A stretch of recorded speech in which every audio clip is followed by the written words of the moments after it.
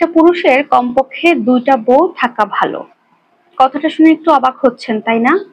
যে এটা আবার কেমন কথা? একটা পুরুষের ২টা বউ থাকা এটা আবার কি করে ভালো হয়? হ্যাঁ, এই কথাটা এই কারণেই বলা, কারণ এই কথাটার মধ্যে অনেক গভীরতা আছে। একটা পুরুষের আসলে ২টা বউ থাকা ভালো। আমাদের সমাজে এরকম অনেক পুরুষ আছে যারা দেখবেন ঘরে বউকে রেখে বাইরে আরো ৫টা ১০টা নারীর সাথে পরকীয়ার সম্পর্কে নিজেকে জড়িয়ে ফেলেছে বা বিভিন্ন সম্পর্কে জড়াচ্ছে ঘরে বউকে রেখে। এই ক্ষেত্রে সমাজের মানুষ ওই পুরুষটাকে কেউ কিছু বলছে না, কারণ সে বিয়ে করছে না আরেকটা, কিন্তু বউকে ঠকিয়ে বাইরে নারীদের সাথে ওঠা বসা করছে, পরকীয়ার সম্পর্ক করছে, এতে করে তার বউকে ঠকাচ্ছে।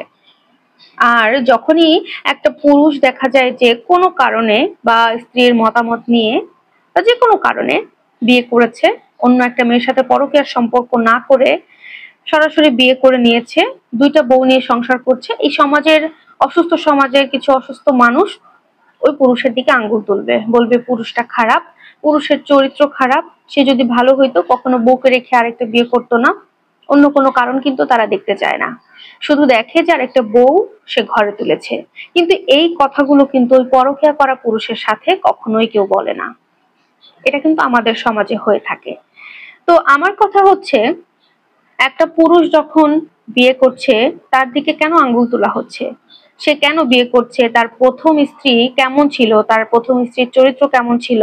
বা সে কোন কারণে আসলে বিয়ে করছে? এটা তো আপনাদেরকে জানতে হবে।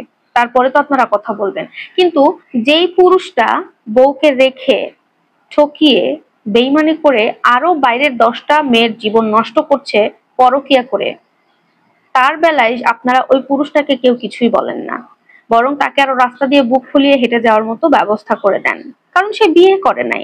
কিন্তু এটা কি অপরাধ কম? এটা কি অন্যায় কম যে ঘরে একটা বউকে ঠকাচ্ছে?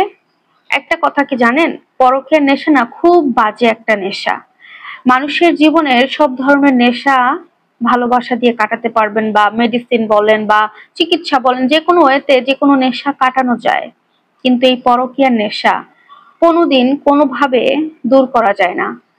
আপনাকে হয়তোবা সে বলতে পারে যে হ্যাঁ আমি ভালো হয়ে গেছি, আমি আর পরকীয়া করব না, আমি এখন ভালোভাবে থাকবো, আমি আর ওই রাস্তায় যাব না, কিন্তু বিশ্বাস করেন খুব বেশি হলে ১ বছর, ১ মাস, ২ মাস, ৬ মাস, ১ বছর ভালো থাকবে, চুপচাপ থাকবে।